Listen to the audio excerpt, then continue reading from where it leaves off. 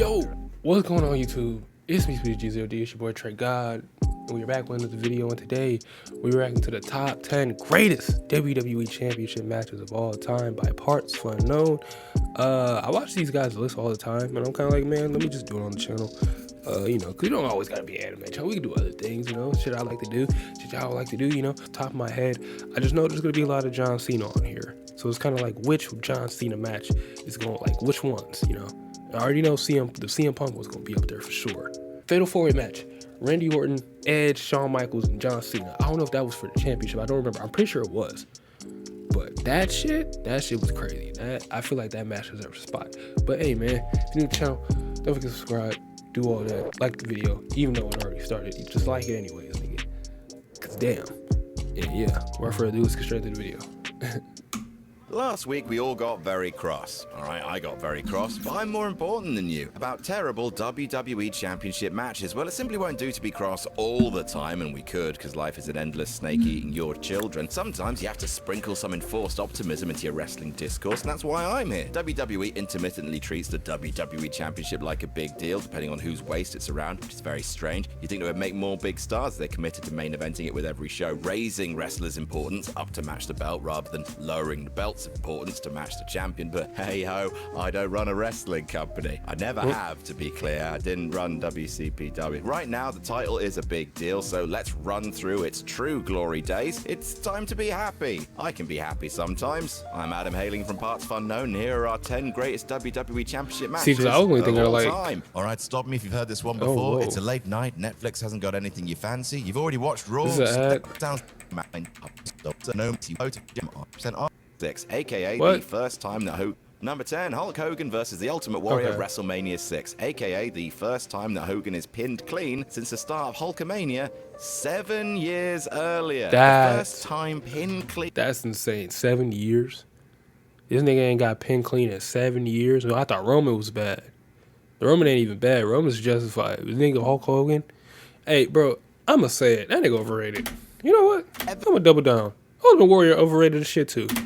I'm sorry. Damn years. I mean, that's I'm one sorry. way to make a legend. This is probably the He's last fun great though. match. At least Ultimate Hulkamania, Warrior was despite fun. Hogan limping Like, on the company for 3 more years. The first at least face Ultimate versus Warrior was face fun. main event in WrestleMania history, and possibly the greatest hype show that WWE have ever performed. The opening video package to Mania 6 is glorious. Hogan and Warrior cast as constellations, gods in their firmament, old versus new, Ares versus Mars, Titan for Titan. As such, the crowd are rabid for this match, and that helps because it's a basic match, but it's a good one. See, as Hogan proved 12 years later at Mania 18, a simple framework is best when the hype is strong enough. The booking is simple, they are evenly matched, pound for pound, move for move, spots repeating over and over with each man trading advantage. But the crowd adore every moment, and it's hard not to be swept up in all the wrestling glory as it thunders to its deafening conclusion, and Warrior pins Hogan clean as a sheet. Number 9, Kurt Angle versus Steve Austin, SummerSlam 2001. From a clean finish to a screwy DQ that somehow, someway, I've never seen this really works. Most of the time, WWE lazily pastes a DQ finish onto a match to avoid anyone having to lose, either the satisfied ego or just keep the feud's plate spinning endlessly. In this case, though, the DQ is part of a perfectly told story. The rare dynamic of face Kurt Angle versus heel Steve Austin. Duking it for Austin's WWE title is held since WrestleMania, and as you might expect, Angle plus Austin plus stakes equals great. For the first year and a half of his WWE career, the company booked Angle as being inferior to the big stars at the top of the card. Very talented, sure, but when compared to Taker or Rock or Austin, a Boy Scout in a Man Scout's world. Not so at SummerSlam 2001, when, powered by sheer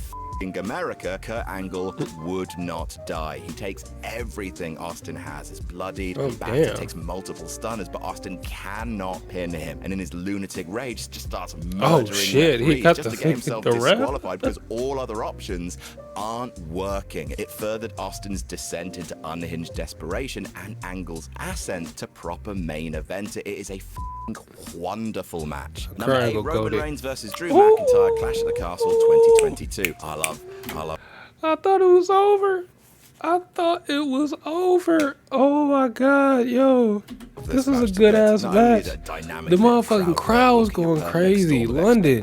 An invincible champion might Man, London be showing but it's out. also the main event of one of the funnest days of work I've had. I never been there, when we but hosted like, the Clash at the Castle watch party. Crazy, my bro. God, the fever in that room for this match. Hometown boy Drew I McIntyre thought Drew had walking that. into a stadium mere hundreds of miles from his hometown, a stadium geographically closer to France than Air Scotland, but it doesn't matter. It was a big show with a big point to prove, and that meant the title change was possible. For much of Roman's reign, he's felt unbeatable, and while honestly most of his title defenses have been really good, the great ones, the truly great ones, are the ones where there's a wind of change in the air. Austin Theory getting taken out by Tyson Fury, that closing sequence before Solo runs in, that whole stretch of the match is some of the most invested I've been watching a wrestling match in the last decade. Again, could have done without the sing-song. Number 7, Triple H versus Cactus Jack, Royal Rumble 2000. Remember when Triple H was this? A snooty Connecticut blue blood. Remember when he was this? Shawn Michaels' himbo friend? Or the yuck leader of a group of penis-indicating ne'er-do-wells? Point is, Triple H was a shade goofy going into 1999, a time when WWE was both dedicated to getting him over as a new main event heel and also dedicated to dicking him around with six-pack challenges or silly bollocks like having his first WWE title reign end after 22 days by losing it to Vince McMahon. Point is, by the time 2000 rolled around, they were starting to get serious about big trips. He needed an air quotes proper match on pay-per-view to cement him as a top star. Step right up Mick Foley, who's in the business of killing himself to make stars. See also The Rock, Edge, Randy Orton, you get the idea. The two men had a street fight in Madison Square Garden. Undertaker was probably a star already. It's gruesome, sadistic,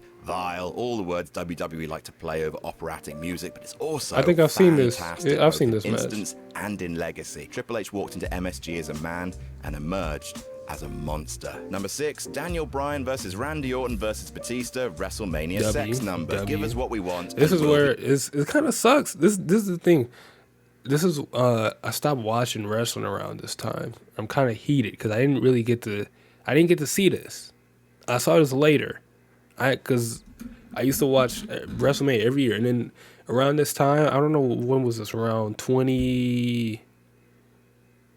I have no idea what time this was around. I want to say 2016, 15ish, maybe 17, one of those. But I wasn't watching wrestling like that, and I heard this was just phenomenal. Be happy. I simply don't know how much. I feel like it would have felt so much better if I was like watching. We wanted Daniel Bryan to be WWE champion for a number of reasons. He's really good. Historical dissatisfaction with being told who to like. It felt like the culmination of a story that for some reason they weren't interested in telling anymore. And sure, the capricious hand of fate robbed us of an actual title run for D. Bryan. But hey, at least we got this, a simple, joyful wrestling moment at the end of a really great match. As much as Bryan winning felt like the easy call and the right call, you can't trust WWE to be that simple. And when Batista chucked Daniel Bryan out of the ring to try and steal his pinfall, that kind of instant fear and instant relief is a rush unique to this very silly sport. The rest of the match is great. Bryan fighting from underneath, lots of overbooking, but worth it to have all the authority strings tied off for the night. And that final 5 minutes, which contained some of the most joy a modern fan can have at the end of a WrestleMania, a joy that we got on night 1 this year, just not a modern fan can have at the end of a WrestleMania. Like, where did yo? He just had this face the whole time. A joy that we got on night 1 this year, just not night 2. Number 5, John Cena versus Seth Rollins versus Brock Lesnar, Royal Rumble 2015. This one's silly. Looking back, 2015. No, this match was crazy. It took me a bit to process what he just said. No, this match was crazy. This was a good ass match. Looking back, 2015 was such a strange year for WWE. The Roman Reigns backlash reaching its zenith at the Rumble, Undertaker turning into a strange when the fuck did that Daniel Bryan fucking? When was WrestleMania 30? Because I said like 15. It could have been. I feel like it was. It could have been earlier than that. I'm curious now. Hold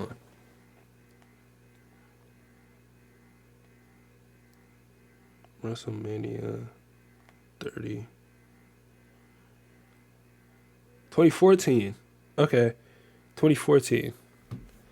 I was like, nah. I was like, that didn't sound right. He's only 16. SummerSlam, League of Nations Sheamus being world Yeah, so champion. I wasn't watching it but like my that in God, the first 2014. WWE Makes title match sense. of 2015 And I was the best got of back all into time. it The when main Brock event of Mania Lesnar a few months later, that was stellar too. suplex but John this Cena like probably 80 pips it not times. just the best WWE title match of 2015, but arguably the best WWE match of the year as a whole. Cena, Brock, and Rollins go hell for leather in a wonderfully stupid Good-ass match full of match. Seth bouncing around like he's made of rubber, J&J Security getting killed repeatedly, and Philly hating on John Cena to a fabulous degree. As weird as it is to think about now, Brock's finish spammer shtick was crazy over back then, and that all-killer, no-filler mindset permeates this match, crowd-popping big spot after crowd-popping big spot. Number 4, John Cena versus AJ Styles, Royal Rumble 2017. Absolutely bold of John Cena to wait until the final 3 years of his full-time career to get really good at wrestling, but hey, we'll take it. From 2015 onwards, a switch flipped in the mind of Johnny Boy. He just decided to have the best match on almost every card he was on going forward, putting on a series of stormers with Kevin Owens, Rusev, Seth Rollins, but by far and away his best dance partner was the hairdo with the can-do, the Christian that leaves them blistering, the soccer marginal AJ Styles. Cena and Styles have had a number of classics. Their match at SummerSlam was also bloody brilliant, but their best is their clash for AJ's WWE Championship at the 2017 Royal Rumble. Everything works here. Styles is still just about the best in the world, bringing the best out of Cena as a dominant force rather than his miscast underdog shtick. The work rate is crazy high for two men in their 40s. The fluidity of AJ's work is still a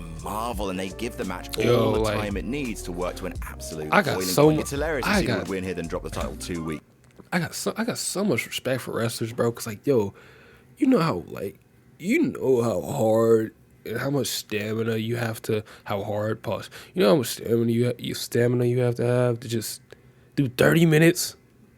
Later, jumping around, moving consistently, like that's crazy. Best match. Number 3, The Rock versus Steve Austin, WrestleMania X7. Like Hulk Hogan versus The Ultimate Warrior, but both guys can work. The best match of both men's career and the main event of the best WrestleMania makes sense that this was something special. Not only is it a hard-hitting barnstormer called by the best announced team in wrestling history, don't ask me, but it's more than just a vanilla face versus face contest as well. The arc of this match is deceptively great. Austin's a heel from the moment the bell rings. It just takes us a while to realize it. Cheap shotting Rock from the off, his insane drive to be champ already in place. The soul has already been sold. It's wonderful. Is this the one where Vince fucking helps him out? Is a precursor to Austin and Angle. The rattled snake, perhaps in some ways rattled by his own year on the shelf, coming up against an immovable object and responding by blowing up everything he believed in and everyone who believed in him. The crowd are into every single second, every drop of blood, almost to a fault because the crowd really don't sell the heel turn when it happens, but this is still as blockbuster as wrestling can get. Speaking of crowds, number 2, John Cena versus CM Punk, Money in the Bank 2011. The match that got the man who got you back into wrestling,